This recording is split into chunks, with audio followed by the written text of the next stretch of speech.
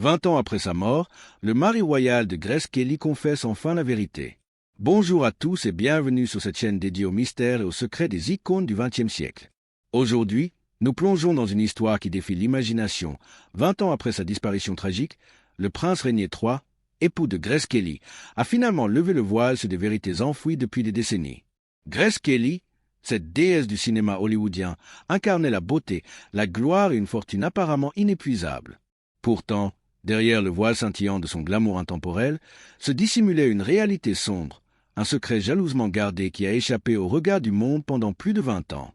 Tandis que la planète entière s'extasiait devant son idylle princière avec le souverain de Monaco, une poignée d'initiés seulement soupçonnait que ce conte de fées dissimulait les prémices d'une chute vertigineuse, menant inéluctablement à la révélation de ses tourments financiers, ultimement à son décès prématuré et déchirant. Dans ces ultimes instants, il ne lui restait plus que quelques milliers de dollars sur son compte bancaire, un abîme sidérant par rapport à l'opulence qui avait jadis défini son existence royale. Mais qu'est-ce qui a véritablement précipité la fin prématurée de Grace Kelly? Y a-t-il des strates plus profondes à son récit, des ombres que l'on a longtemps ignorées? Un documentaire récent, fruit d'enquêtes minutieuses et de témoignages exclusifs, a enfin exhumé les secrets les plus intimes et les plus tourmentés de son existence, dévoilant un narratif bien plus envoûtant et énigmatique que tout ce que les chroniques officielles avaient osé suggérer. Accompagnez-nous dans cette exploration immersive de l'histoire cachée de Grace Kelly. Avant de nous immerger dans les confessions explosives et les batailles intimes de Grace Kelly, il est essentiel de remonter le fil du temps jusqu'à l'aube de la vie de cette icône légendaire. Bien avant qu'elle n'illumine les plateaux hollywoodiens de son élégance raffinée et de son charisme magnétique, Grace Patricia Kelly naquit le 12 novembre 1929 au cœur d'une famille influente de Philadelphie, Pennsylvanie.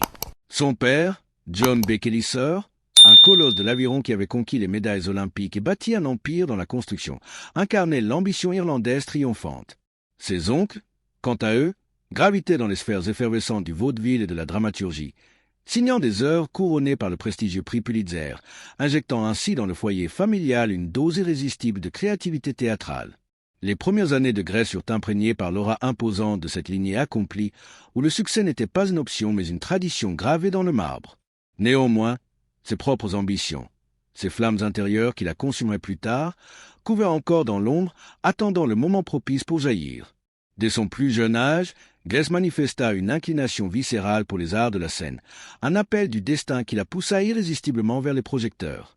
À seulement 12 ans, elle foulait déjà les planches des théâtres scolaires, enchaînant drames poignants, comédies légères et chorégraphies gracieuses qui mettaient en valeur son talent inné pour l'incarnation. Chaque rôle, chaque geste, semblait taillé sur mesure pour elle, comme si le théâtre avait été inventé pour révéler sa présence magnétique.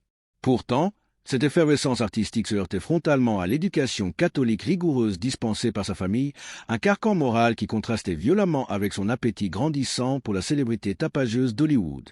Les nonnes et les préceptes stricts tentaient de modeler une jeune fille pieuse et réservée, mais l'esprit rebelle de Grace, nourri par des rêves plus vastes que les murs de l'école, refusait de se plier.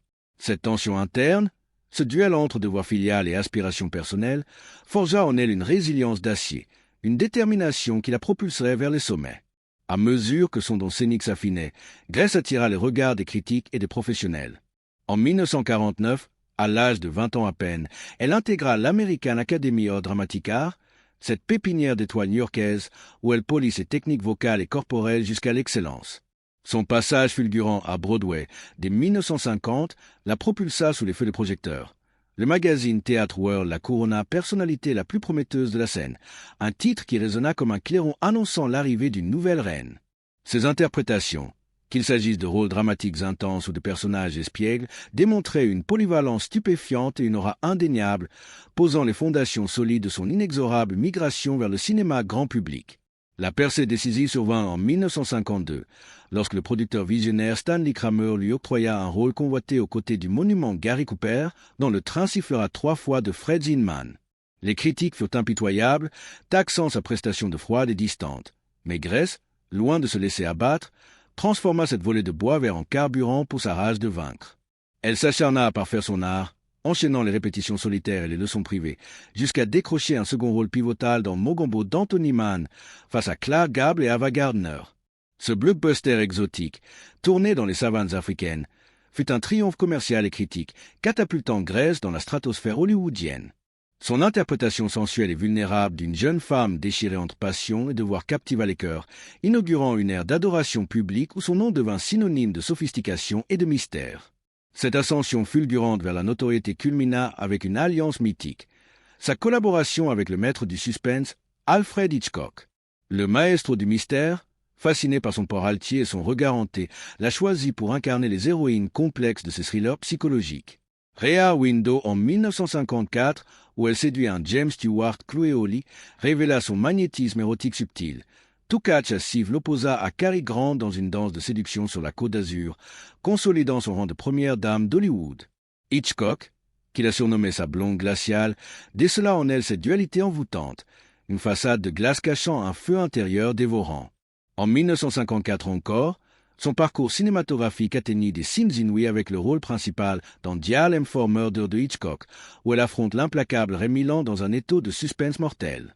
Au cœur de ce tournage fiévreux, une étincelle fatidique s'alluma, une idylle torride avec son partenaire, un scandale qui, bien que chuchoté, ajouta une teinte de danger à sa réputation naissante.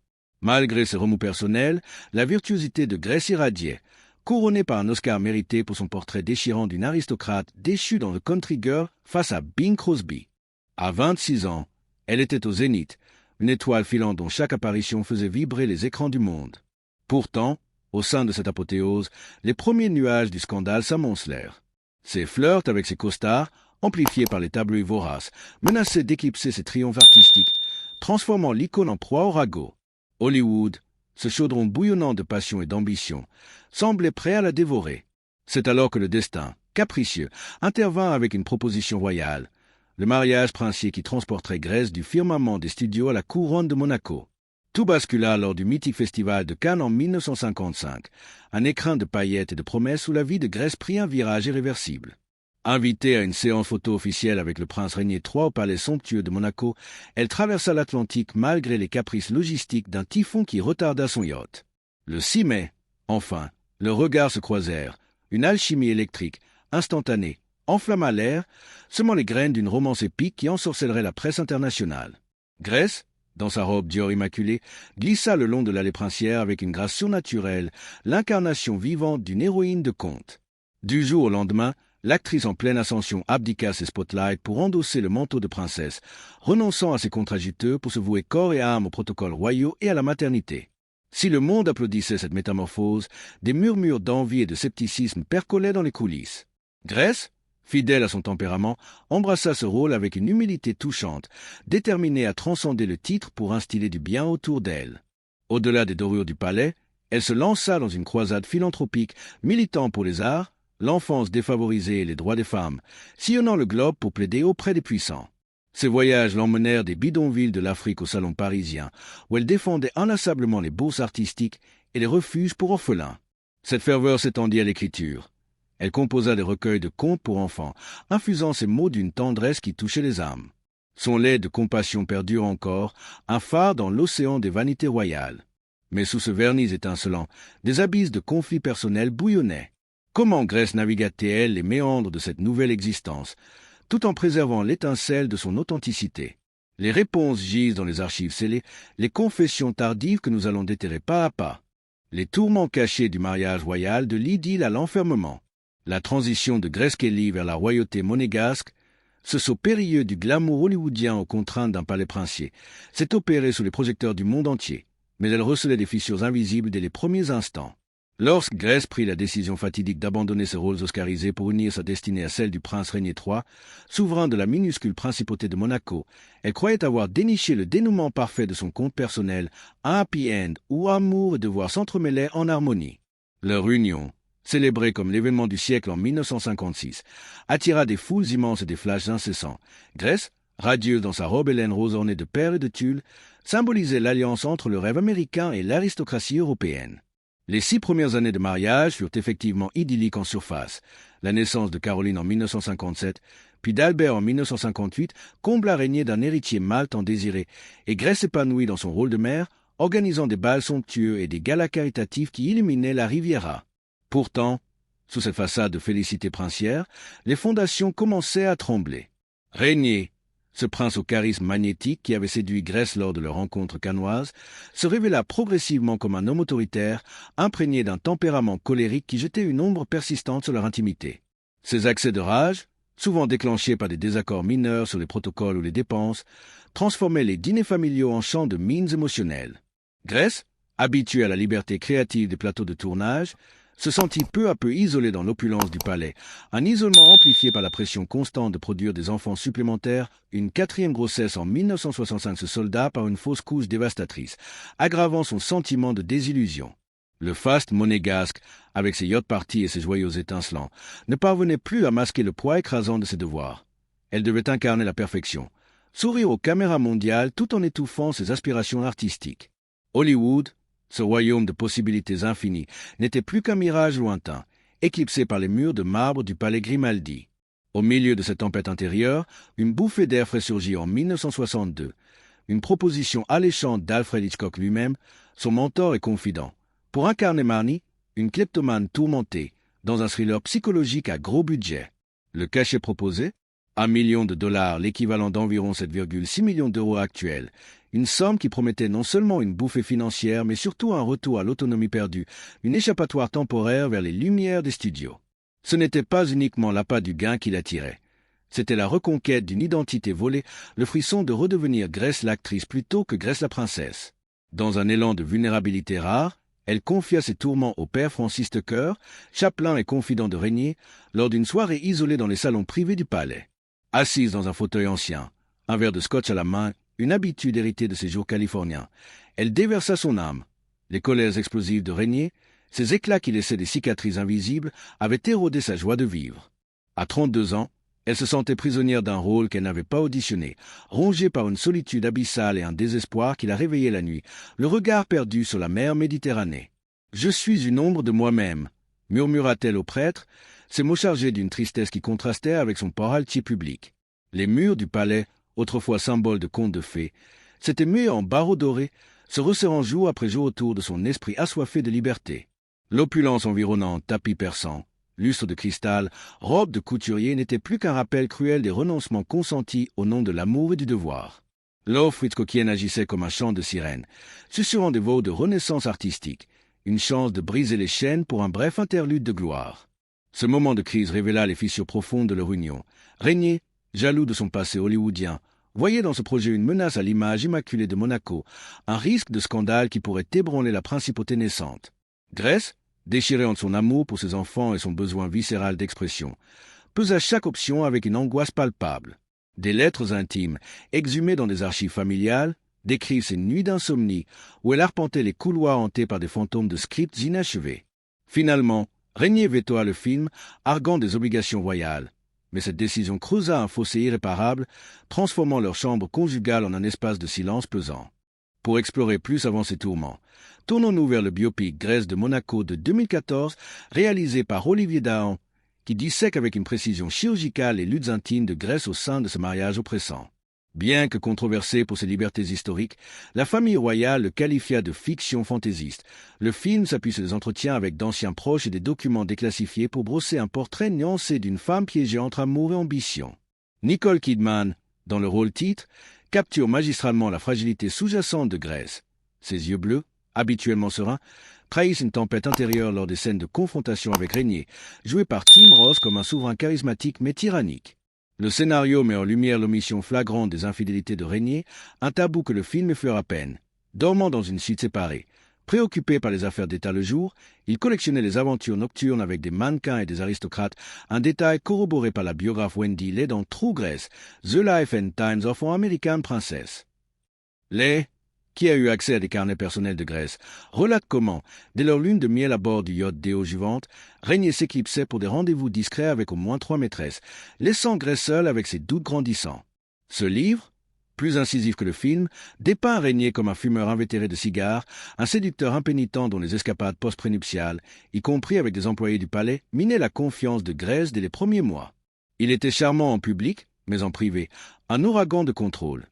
Écrit-les, citant des témoignages de serviteurs qui surprenaient des disputes violentes. Grèce, pour contrer cette solitude, se réfugia dans des rituels domestiques. Elle cuisinait des plats américains réconfortants, cheesecake moelleux, apple pie croustillante pour régner lors de ses rares instants de tendresse, des gestes qui masquaient mal son mal du pays. L'adaptation au microclimat monégasque s'avéra un calvaire supplémentaire. Conjonctivite chronique due au sel marin, rhume des foins printaniers, insomnie tenace qui la maintenait éveillée jusqu'à l'aube, exacerbait son mal-être existentiel. Dans un pic de désespoir, elle griffonna une lettre secrète à sa mère, Margaret, la suppliant de la soutenir dans une séparation. « Je me noie ici, maman. Monaco est une cage dorée et je perds mon âme. » Cette missive, jamais envoyée, fut découverte des décennies plus tard par sa fille Caroline, et elle illustre la profondeur de son tourment, un cri étouffé pour une liberté qu'elle croyait à portée de main. L'arrivée d'Hitchcock en 1962 raviva cet espoir. Lors d'une visite clandestine au palais, le réalisateur, avec son humour peint sans rire, lui promit non seulement le rôle mais une évasion vers les plateaux anglais, loin des regards scrutateurs de la cour. « Venez, Grace, reprenez votre couronne d'argent », lui glissa-t-il, un clin d'œil à leur triomphe passé. Ce pivot narratif interroge le conflit viscéral de Grace. Accepter signifierait défier régner publiquement, risquer un scandale international, mais refuser, c'était sceller son exil artistique.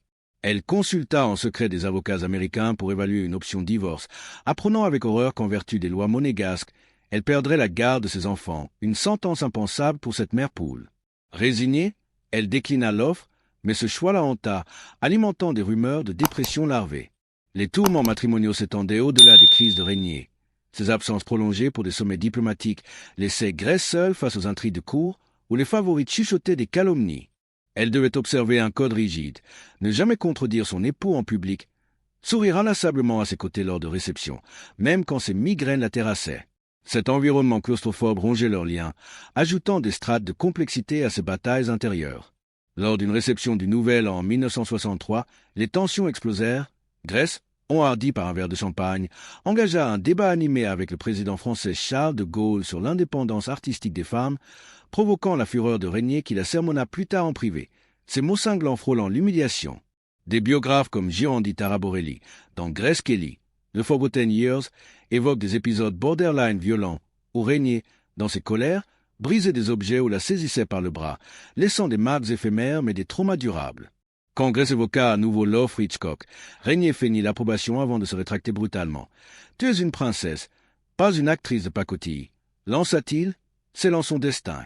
Ce revirement souligna les dynamiques de pouvoir déséquilibrées. Grace n'avait que peu de marge pour poursuivre ses passions, son autonomie réduite à des œuvres caritatives discrètes. La tentative avortée de divorce, inspirée d'un pamphlet anonyme français des années 60, reste enveloppée de brume. Grace consulta un conseil juridique à Paris, pesant les clauses de garde, mais le spectre de perdre Caroline et Albert la paralysa. Cette ambiguïté infuse un voile de mystère sur ses aspirations inavouées, transformant son mariage en un labyrinthe d'émotions conflictuelles. Grace de Monaco capture cette essence avec une sensibilité poignante, malgré les critiques sur sa dramatisation. Il illumine les complexités d'une vie royale où le glamour public occultait un océan de sacrifices. Les débats post-sortie, alimentés par le veto princier au Festival de Cannes 2014, soulignent combien ce film a touché un nerf sensible, forçant une réévaluation de l'héritage de Grace. Au fil des ans, ces révélations tardives, confessions de Régnier dans des interviews posthumes, extraits de journaux intimes publiés en 2007, peignent un portrait plus humain, plus tourmenté, d'une femme qui, pour l'amour, consentit à l'invisibilité. Ces luttes ne se limitaient pas au lit conjugal. Elles imprégnaient chaque aspect de sa routine, des dîners d'État où elle jouait la potiche parfaite au voyage solitaire où elle rêvassait d'un retour à l'écran. Des amis proches, comme l'actrice Olivia de Havilland, se souviennent de ses confidences larmoyantes lors de séjours à Paris. « Je suis une prisonnière consentante, mais mon cœur bat encore pour les caméras. » Cette dualité princesse le jour, rêveuse la nuit, définit l'essence de ses tourments, un ballet perpétuel entre résignation et rébellion. Pour approfondir, considérons les impacts psychologiques. Des experts en histoire royale, comme ceux du Smithsonian Institute, notent que de telles pressions ont contribué à des troubles anxieux chez Grace, diagnostiqués rétrospectivement comme une dépression masquée. Ces lettres à des sœurs religieuses, conservées à Philadelphie, débordent d'une mélancolie poétique. La mer est belle, mais elle m'étouffe. Je cherche un phare qui ne vient pas.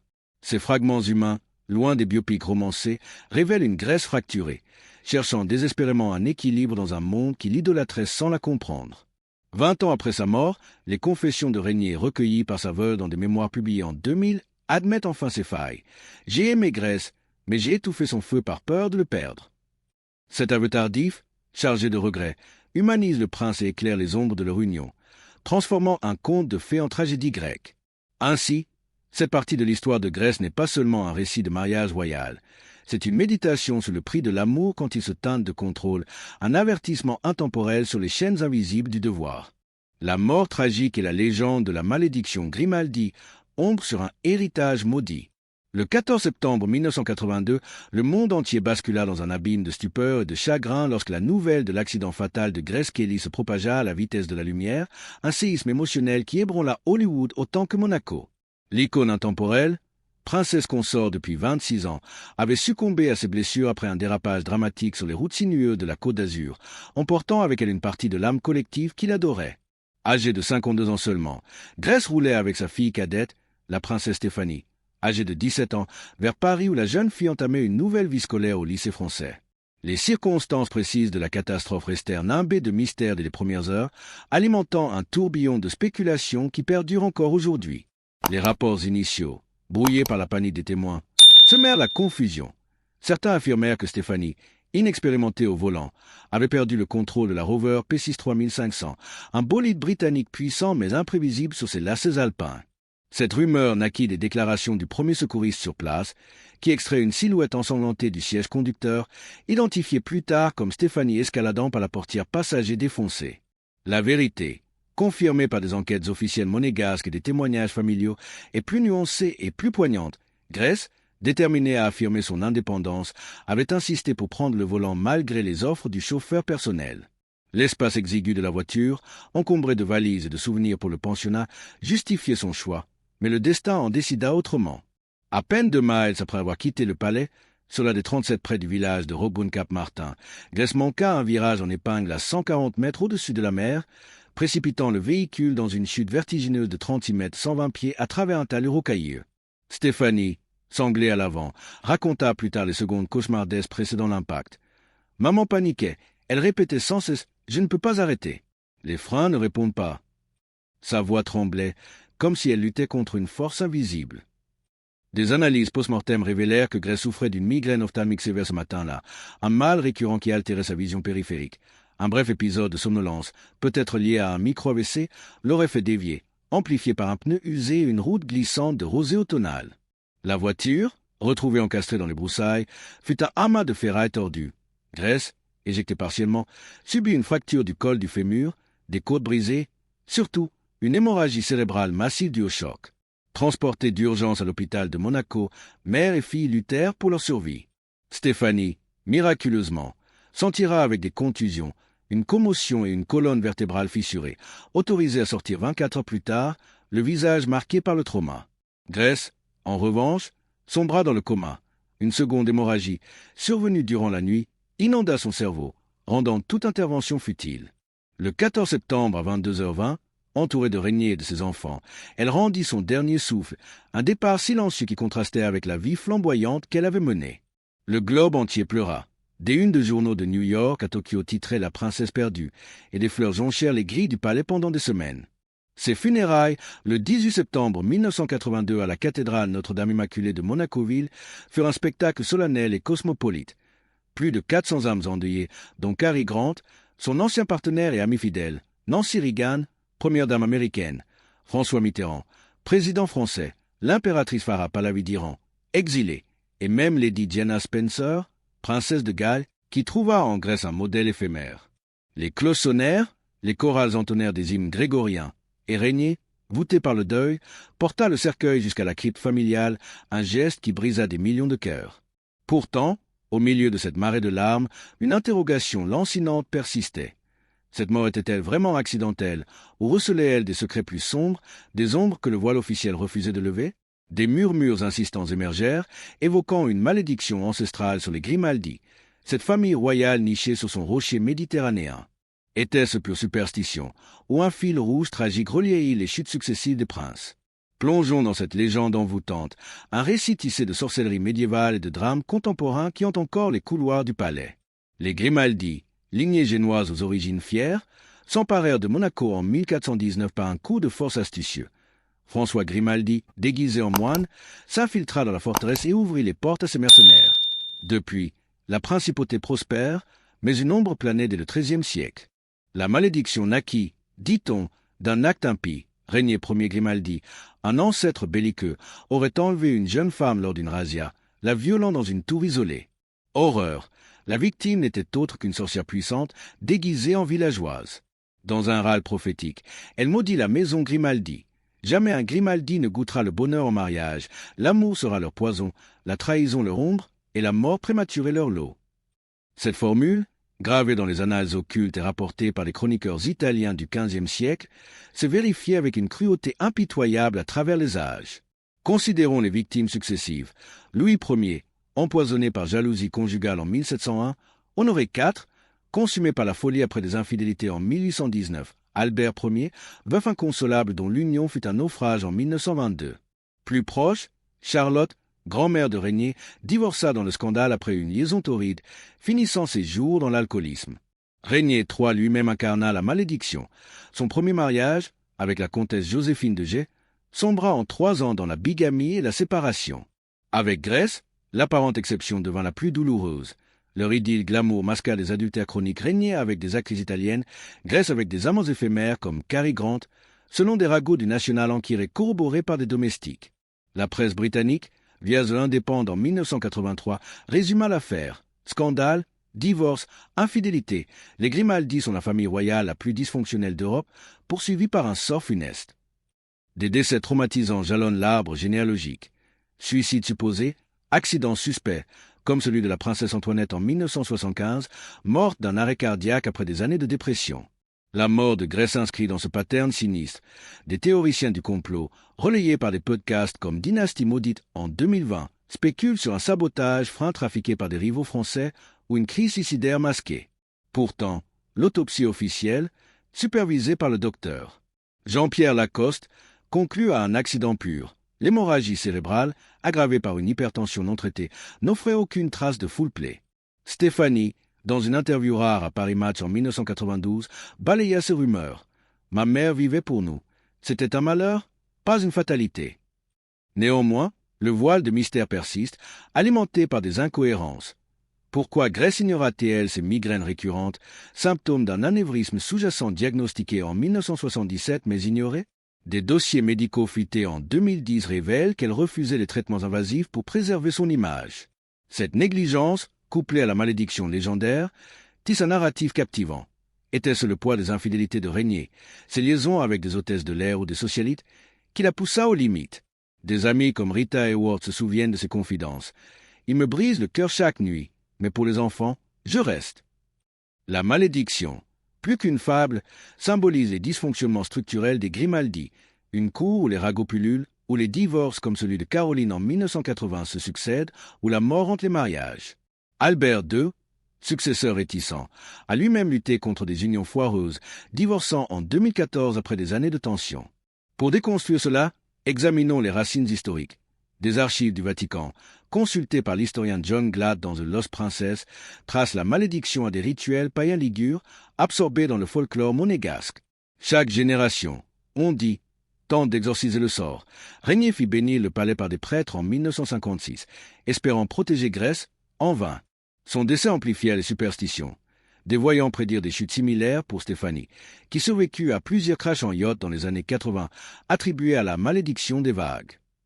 Aujourd'hui, en conclusion, l'histoire inédite de Grace Kelly, tissée de splendeurs hollywoodiennes, de sacrifices royaux et de tragédies intimes, nous laisse un portrait nuancé d'une femme dont la grâce masquait des abysses de courage et de vulnérabilité.